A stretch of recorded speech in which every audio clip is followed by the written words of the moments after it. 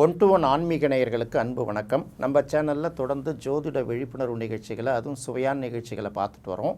அந்த வகையில் இன்றைக்கி நாம் பார்க்க போகிறது இந்த சனி ராகுவோட சேர்க்கையை பற்றி பார்க்க போகிறோம். சனி ராகு சேர்க்கையை பற்றி நம்ம ஏற்கனவே அந்த கிரகங்கள் அடிப்படையில் பார்த்துட்டு வந்தோம். ஆனால் நாம் இன்றைக்கி பார்க்க போகிறது என்ன அப்படின்னு கேட்டிங்கன்னா, இப்போ கோச்சார ரீதியாக மீனத்தில் இருக்கக்கூடிய ராகு அடுத்து ரிவர்ஸில் கும்பத்தை நோக்கி வரப்போகுது. அதே போல் கும்பத்தில் இருக்கக்கூடிய சனி அடுத்து மீனத்தை நோக்கி போக போகுது. இப்போ எப்படி நடக்க போகுது அப்படின்னு கேட்டிங்கன்னா, மார்ச் 29 சனி மீனத்துக்கு போயிடுது. ஏற்கனவே அங்கே இருக்கிற ராகு அதுக்கப்புறம் மே 18 தான் கும்பத்துக்கு வரப்போகுது. இப்போ அது வரைக்கும் பார்த்திங்கன்னா சனியும் ராகும் சேர்ந்து தான் இருக்கும். அதனால் இந்த சனியும் ராகும் சேர்ந்து இருக்கும்போது என்னென்ன மாதிரியான தாக்கங்களை ஏற்படுத்தும், அதனால் எந்தெந்த ராசிகளுக்கு என்னென்ன மாதிரியான பலன்கள் ஏற்படும் அப்படிங்கிறது தான் நம்ம இதில் பார்க்க போகிறோம். பொதுவாக சனி ராகுவை பற்றி நம்ம ஏற்கனவே பேசியிருக்கோம். சனி ராகு அப்படிங்கிறது என்ன அப்படின்னு கேட்டிங்கன்னா, இதுக்கு நல்ல உதாரணத்தை என்ன சொல்லுவாங்கன்னா, ஒரு மலைப்பாம்பை ஒரு பெரிய உதாரணமாக சொல்லுவாங்க. இப்போ மலைப்பாம்பை பார்த்திங்கன்னா அது அன்றாடம் சாப்பிட்டுட்டு இருக்காது. என்றைக்காவது ஒரு நாளைக்கு மொத்தமாக சாப்பிடும். அதுக்கப்புறம் அது ஜீரணம் ஆகிற வரைக்கும் 10 நாளோ 12 நாளோ ஒரு வாரமாக கழித்து தான் அடுத்தபடியாக உணவை எடுக்கும். இது மலைப்பாம்போட ஒரு கேரக்டர். இப்போ ஏன் நம்ம மலைப்பாம்பை சொல்கிறோம் அப்படின்னு கேட்டிங்கன்னா, ராகுங்கிறது ஒரு பாம்பு சனியோட சம்மந்தப்படும் போது அது பெரிய பாம்பாக உருவெடுத்துடும். அப்போ மலைப்பாம்புகளை பற்றின செய்திகள் அதிகமாக வரும். அதோடு மட்டும் இல்லை, இப்போ நம்ம ஏற்கனவே பார்த்துருக்கோம், மலைப்பாம்பு, அனகொண்டா, இந்த பாம்புகளை பற்றி செய்திகள் அதிகமாக வரும்போது ஏற்கனவே அந்த வாசுகி அப்படிங்கிற ஒரு பாம்பை பற்றி புராணத்தில் இதெல்லாம் நம்ம பேசிகிட்டு இருப்போம்ல, அப்போ அந்த பாம்போட படிமங்கள் கிடைச்சதாக கூட சமீபத்தில் செய்திகள்லாம் வந்திருக்கு இல்லையா. இது பற்றிய ஒரு ஆய்வுகள் அதிகமாகலாம் அப்படின்னு ஒரு கணக்கு இருக்குது. பொதுவாக சனியும் ராகுவும் சேரும்போது சனிங்கிறது நீதிமான், ராகு அப்படிங்கிறது குறுக்கு வழியில் விரைவாக முன்னேற்றக்கூடிய ஒரு எண்ணத்தை கொடுக்கக்கூடிய ஒரு கிரகம். இது ரெண்டும் சேரும்போது என்ன மாதிரியான மாற்றம் கிடைக்கும் அப்படின்னு கேட்டிங்கன்னா, இதுக்கு பேர் தான் இந்த எதிர்பாராத திருப்பம் அப்படின்னு சொல்லுவாங்கள்ல, ட்விஸ்ட் வைக்கிறது அப்படின்னு சொல்கிறோம்ல. இந்த எதிர்பாராத திருப்பங்களை உருவாக்குறது தான் இந்த சனி ராகுவோட சேர்க்கை அப்படிங்கிறத முதல்ல புரிஞ்சுக்கணும். அப்போ அது என்ன மாதிரியான தாக்கத்தை ஏற்படுத்தும் அப்படின்னு பார்க்கும்போது, நாம் இதெல்லாம் நடக்கும் அப்படின்னு ஒரு சில விஷயங்கள் ரொம்ப உறுதியாக எதிர்பார்த்துட்ருக்கோம்ல, அதை நடக்காமல் பண்ணிடும். இதெல்லாம் ஜென்மத்துக்கு நடக்காது அப்படிங்கிற சில விஷயத்தை நாம் உறுதியாக முடிவெடுத்து வச்சுருப்போம்ல, அதெல்லாம் ஒரே செகண்டில் நடந்துட்டு போயிடும். இந்த சனி ராகு சேர்க்கைங்கிறது பார்த்திங்கன்னா, இந்த திடீர்னு ஒரு கோடீஸ்வர யோகம்லாம் சில பேருக்கு வருது பாருங்கள், அந்த மாதிரி வரக்கூடிய ஒரு அமைப்பு. அதே போல் பெரிய அளவுக்கு இருக்கிறவங்க ஒரே நாளில் நடுரோட்டுக்கு வர்ற சூழ்நிலைன்னு சொல்கிறோம்ல, இது ரெண்டுமே சனி ராகுவோட அமைப்பு தான். இப்போ கோச்சார ரீதியாக சனியும் ராகுவும் ஒன்று சேரப்போகுது. அதுக்கப்புறம் சனி மீனத்தில் இருக்க போது, ராகு கும்பத்துக்கு வரப்போகுது. இந்த சனிக்கும் ராகுக்கும் இடையிலான இடைவெளி விரிய அதாவது சனி அதுக்கப்புறம் பூரட்டாதி, உத்திரட்டாதி, ரேவதின்னு பயணப்படுவார். இந்த பக்கம் பார்த்திங்கன்னா பூரட்டாதியில் இருக்கக்கூடிய ராகு அடுத்தது சதயம், அதுக்கப்புறம் அவிட்டம்னு சொல்லிட்டு இந்த பக்கம் இப்படி ரிவர்ஸில் பயணம் ஆகிறார்ல. சனிக்கும் ராகுக்கும் இடையில் உள்ள அந்த இடைவெளி எப்போ அதிகமாகுதோ அப்போ தான் கொஞ்சம் கொஞ்சமாக மாறும். பட் அதுக்கான சில மாற்றங்கள் இப்போ உருவாகும். நம்ம ஏற்கனவே சொன்ன மாதிரி தான், திடீர் அதிர்ஷ்டங்கள் சில பேருக்கு உருவாக்கி கொடுத்துரும், சில பேருக்கு திடீர் சரிவையும் ஏற்படுத்தி கொடுத்துரும். இதை தான் பார்த்திங்கன்னா, அது என்னங்க இப்படின்னு சொல்கிறீங்க அப்படியும் சொல்கிறீங்க அப்படின்னு கேட்பீங்கள்ல, இந்த ஜட்ஜ் பண்ண முடியாத நிலை, கணிக்க முடியாத நிலையை கொடுக்கறது தான் இந்த சனி ராகு காம்பினேஷனுங்கிறத நம்ம இந்த இடத்துல உறுதியாக தெரிஞ்சுக்கணும். அப்போ என்ன மாதிரியான தாக்கத்தை ஏற்படுத்தும் அப்படின்னு பார்க்கும்போது, இன்னொரு பக்கம் சனி தொழிலை குறிக்கக்கூடிய கிரகம். அப்போ அதே போல் ராகு அப்படிங்கிறது பிரம்மாண்டத்தை குறிக்கக்கூடிய கிரகம் இல்லையா.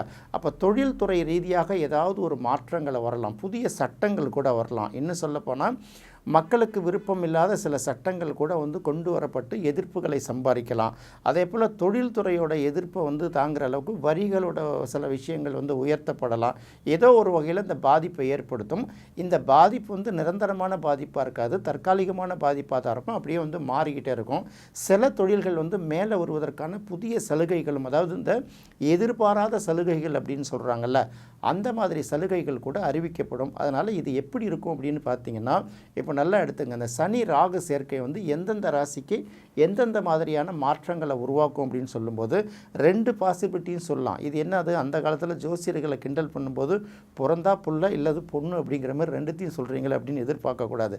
யாராலும் எதையும் தீர்மானிக்க முடியாத ஒரு விஷயங்களை கொடுக்கறது தான் இந்த சனி ராகு காம்பினேஷன். பார்வை, சேர்க்கை எல்லாமே இதுக்குள்ளே வந்துடும். இப்படி பார்த்துங்க நீங்கள். இப்போ ஒரு மேஷராசிக்காரர்களுக்கு என்ன மாதிரியான தாக்கத்தை உருவாக்கும் அப்படின்னு பார்த்தீங்கன்னா, ஏற்கனவே மேஷத்துக்கு 12ஆம் இடத்துல ராகுவும் 11ஆம் இடத்துல சனியும் இருக்குது இல்லையா? இந்த 12ஆம் இடத்துல ராகு இருக்குங்கிறது ஒரு நல்ல விளைவுகளை நல்ல பலனை ஏற்படுத்தக்கூடிய ஒரு பாயிண்ட்டு. என்ன மாதிரியான மாற்றத்தை உருவாக்கும்னா, நிறைய பேருக்கு பார்த்தீங்கன்னா இந்த வெளிநாடு போயிட்டு வர்றதுக்கான ஒரு வாய்ப்பை உருவாக்கி கொடுத்துருக்கோம். அப்படி இல்லாதவர்களுக்கு கூட வெளிநாட்டிலிருந்து வருவாய் வருவதற்கான சில வாய்ப்புகளை இந்த ராகு உருவாக்கி கொடுக்கும். அப்படியும் இல்லையா, வெளிநாட்டு நிறுவனங்களில் இங்கே நாம் வேலை செய்வோம். அப்போ இங்கே ஒர்க் ஃப்ரம் ஹோமோ இல்லை வந்து வெளிநாட்டு நிறுவனத்தோட கிளைகளில் இங்கே இருந்தாலும் அவர்களுக்கான நம்ம பணிகளை செஞ்சு கொடுத்துருப்போம்ல.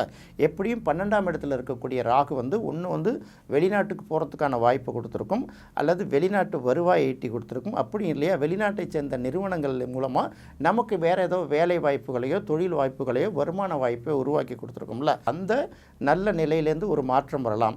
ஏற்கனவே என்னடா எல்லாருக்கும் சொன்னதெல்லாம் எதுவுமே நடக்கலை அப்படின்னு நினச்சிட்டு இருக்காங்கல்ல, அவர்களுக்கு இந்த சனி ராகு சேர்க்கை காலகட்டம் வந்து இப்போ ஒரு ப்ளஸ்ஸாக உருவாக்கி கொடுக்கலாம். இது ரெண்டில் எது வேணாலும் நடக்கலாம். அடுத்தது பார்த்திங்கன்னா, இந்த மருத்துவமனைகளில் தங்கி நீண்ட நாட்களாக சிகிச்சை பெற்று வந்திருக்கோம் யாராவது இருந்தாங்கன்னா அவங்க கண்டிப்பாக டிஸ்சார்ஜ் ஆகிறதுக்கு வாய்ப்பு இருக்குது.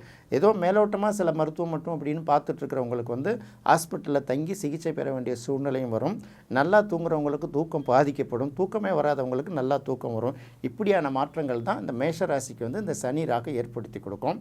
அடுத்து ரிஷபராசிக்கு அப்படின்னு பார்க்கும்போது 11ஆம் இடத்துல ராகு இருக்கிறது ரிஷபராசிக்கு ஒரு ப்ளஸ் தானே. 11ஆம் இடம்ங்கிறது லாபஸ்தானம் தான். எதுவாக இருந்தாலும் அந்த இடத்துல பாவகிரகம் இருந்தாலும் சுபகிரகம் இருந்தாலும் நல்லது தான் அப்படின்னு ஒரு விஷயத்தை சொல்லிகிட்டே வரும்போது, இப்போ எவ்வளவு தான் நெருக்கடி இருந்தால் கூட பார்த்திங்கன்னா ரிஷபராசிக்கு ஏதோ ஒரு இடத்துல இப்போ கடந்த ஒரு 1 வருஷமாக ஏதோ ஒரு சின்ன சின்ன வருவாய் வந்துக்கிட்டு தானே இருக்குது. இந்த வருவாயில் ஒரு சின்ன சின்ன தடங்கல்கள் வரலாம். அப்படி இல்லைன்னு பார்த்தீங்கன்னா இவ்வளோ தூரம் கடுமையாக உழைச்சி நமக்கு ஒரு குறிப்பிட்ட நிலைக்கு மேலே நம்ம போக முடியலையே அப்படின்னு நினைக்கிறோம்ல, அவங்களுக்கு திடீர் அதிர்ஷ்ட வருவாயும் சில பேருக்கு வரலாம். இன்னும் சில பேருக்கு பார்த்திங்கன்னா அரசாங்கத்தில் இந்த வரி வருவாய் இப்படிலாம் சொல்கிறாங்கல்ல, இது சம்மந்தப்பட்ட சில பாதிப்புகள் வரக்கூடிய வாய்ப்பு இருக்குது. அதனால் யாராவது வரிகிரி செலுத்தாமல் இருந்தாலோ இல்லை வந்து வருமான வரி கணக்கில் தாக்கு செய்யாமல் சில பேர் இருந்தாங்கன்னா கூட அதெல்லாம் முன்னாடி செஞ்சு வச்சுக்கிறது ஒரு நல்ல பலனை கொடுக்குங்கிறத நீங்கள் எதிர்பார்த்துக்கலாம்.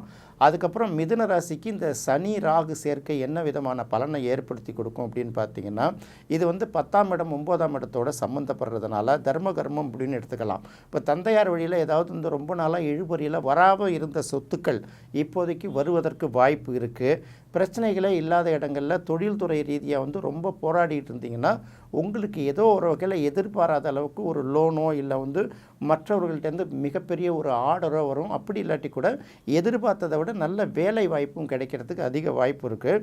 ஏற்கனவே நல்ல நிலையில் இருந்தால் கூட இதிலேருந்து சின்ன சின்ன பாதிப்புகள் வருவதற்கும் சில வாய்ப்பு இருக்குங்கிறத மனசில் வச்சுக்கிட்டு நீங்கள் வந்து என்ன பண்ணணும் அப்படின்னு கேட்டிங்கன்னா, எது வந்தாலும் தற்காலிகம் தான். அதனால் பெரிய அளவுக்கு மகிழ்ச்சி அடையும் வேணாம், பெரிய அளவுக்கு பாதிப்பு அடையும் வேணாம். அப்போ மிதுன ராசியை பொறுத்தும்போது வேலை அல்லது தொழிலில் ஒரு நல்ல மாற்றங்களை உருவாக்கும் அப்படிங்கிறத மட்டும் மனசில் வச்சுக்கலாம். அடுத்தது கடகராசி. கடகராசிக்கு 9ஆம் இடத்துல ராகு சனி இப்போது 9, 10, 8, 9ல் அந்த ராகு சனி சம்மந்தப்படக்கூடிய சூழ்நிலைகள் வர்றதுனால 8ங்கிறது திடீர் அதிர்ஷ்டத்தை உருவாக்கி கொடுக்கலாம். 9ங்கிறது வெளிநாடு போகக்கூடிய ஒரு வாய்ப்பை உருவாக்கி கொடுக்கலாம். இந்த வெளிநாடு போகிற வாய்ப்புங்கிறது வந்து பார்த்திங்கன்னா படிப்பதற்காக போகலாம், தொழில் ரீதியாக போகலாம், உயர்கல்விக்காக போகலாம், எதுக்கு வேணாலும் போகலாம். அதே சமயத்தில் மனதுக்கு பிடிக்க சில விஷயங்கள் வந்து இந்த காலகட்டங்களில் நடக்கிறதுக்கு அதிகமான வாய்ப்பு இருக்குது.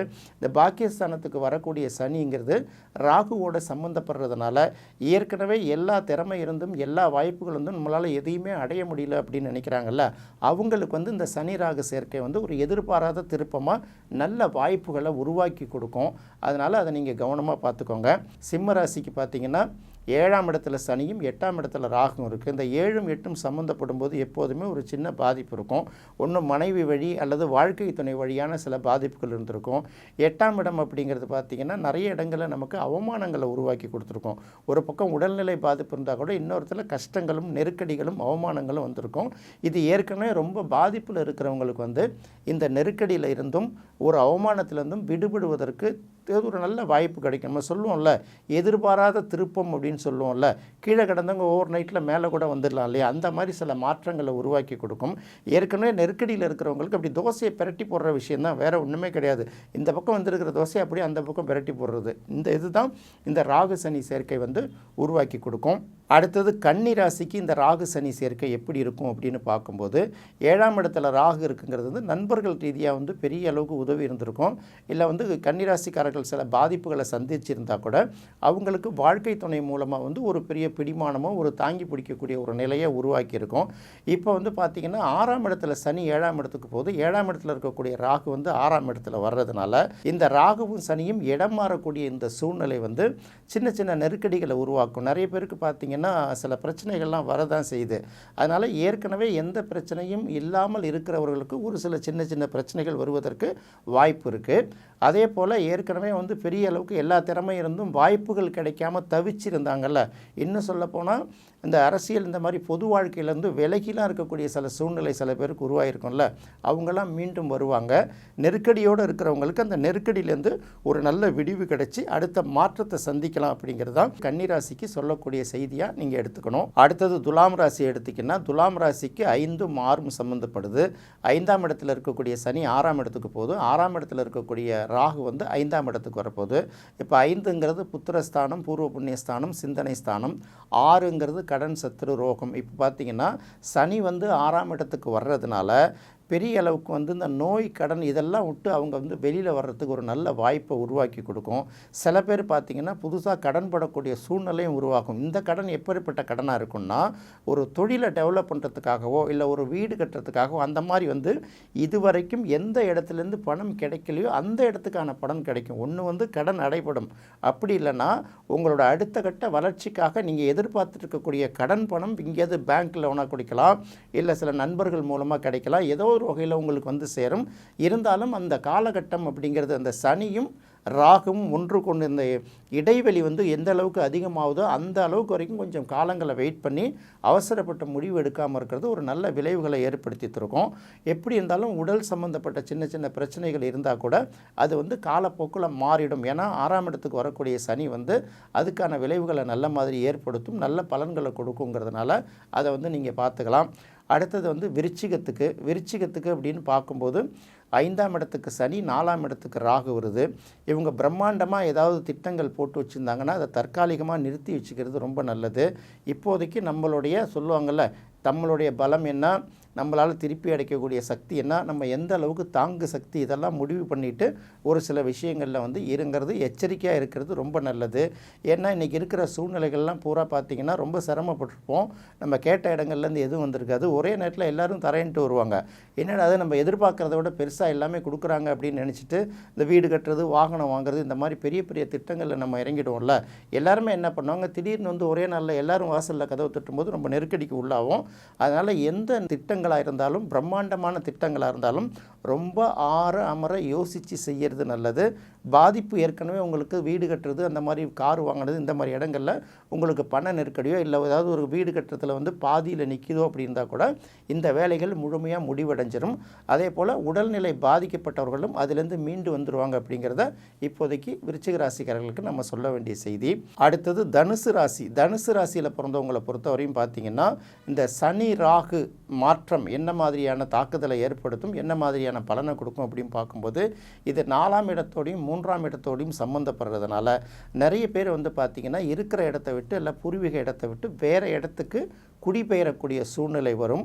அப்படி இல்லைன்னா வேலை வாய்ப்புக்காகவோ தொழில் வாய்ப்புக்காகவோ ஏற்கனவே இருக்கிற இடத்த விட்டு இன்னொரு இடத்துக்கு மாற்றமாகறதுக்கான வாய்ப்பு இருக்குது. அதாவது ஏற்கனவே ரொம்ப நாள் எதிர்பார்த்து தடையாக இருந்தவங்களுக்கு அந்த மாதிரி வாய்ப்புகள் முழுமையாக கிடைக்கும். இல்லைனா ஏற்கனவே வெளியூர்கள் போய் சென்று இன்னும் வீடு திரும்ப முடியலையே அப்படின்னு நினைக்கிறாங்கல்ல, அவங்களுக்கு வந்து சேரக்கூடிய சூழ்நிலைகள் உருவாகும். 4ஆம் இடத்துக்கு வரக்கூடிய சனி வந்து உடல்நிலை ரீதியாக சின்ன சின்ன பாதிப்புகளை ஏற்படுத்தினாலும் அதிலிருந்து விடுபட்டு திரும்ப 3ஆம் இடத்துக்கு வரக்கூடிய ராகு வந்து அதிலேருந்து ஒரு நல்ல மாற்றத்தை உருவாக்குவார், தைரியத்தையும் உருவாக்கி கொடுப்பார். அதனால் இந்த வீடு கட்டுறது, வாகனம் வாங்குறது, அதே போல் தான் இருக்கிற இடத்த விட்டு இன்னொரு இடத்துக்கு பயணிக்கிறது, இல்லை வெளியூர் போகிறது, இந்த மாதிரி திட்டங்கள் இருந்தால் கூட இந்த மாதிரி காலகட்டங்களில் அவசரப்பட்டு புதிதாக எந்த முடிவும் எடுக்க வேணாம். அது வந்து திரும்ப மாற்றிக்க வேண்டிய சூழ்நிலை உருவாகும். ஏற்கனவே இருக்கிறவங்களுக்கு அந்த பிரச்சனை இல்லை, பாதிக்கப்பட்டவர்களுக்கு வந்து அதுலேருந்து ஒரு நல்ல முயற்சி பண்ணி கிடைக்காம போதில்லை, அந்த மாதிரி சிலவருக்கு வந்து அந்த வாய்ப்புகள் கிடைக்கும். அதை வந்து பயன்படுத்திக்கலாம். பொதுவாக தனுசு ராசிக்கு வந்து 4ஆம் இடத்து சனி பாதிப்பை கொடுத்தாலும் இந்த 3ஆம் இடத்து ராகு வந்து அதுலேருந்து ஒரு மாற்றத்தை உருவாக்கார். அதாவது நெருக்கடிகள் என்ன வந்தாலும் அந்த நெருக்கடிகள்லேருந்து நம்ம அதை மீண்டு வருவதற்கான முயற்சிகளையும் சப்போர்ட் ஆதரவுகளும் அது வந்து கொடுக்குங்கிறத நம்ம நினச்சிக்கணும்.